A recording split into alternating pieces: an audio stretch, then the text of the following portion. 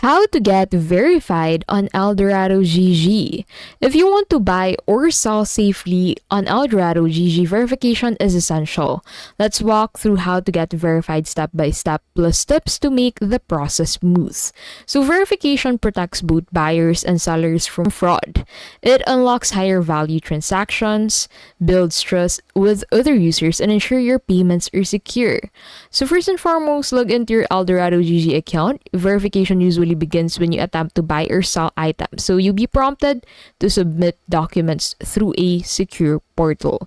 So to do that, click on this profile icon at the top right of your screen and then select Become a Seller.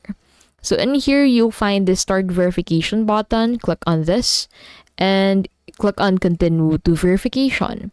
Now in here, you need to enter your seller type, enter your details, and then you can go ahead and proceed on providing your government issued ID like a passport or driver's license. And Eldorado may also ask for payment verifications such as PayPal screenshot or card statement.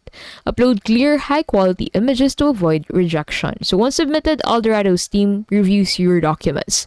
Approval usually takes around 24 to 48 hours. When approved, your account will display a verified badge, giving you full marketplace access. And that is how to get verified on Eldorado GG.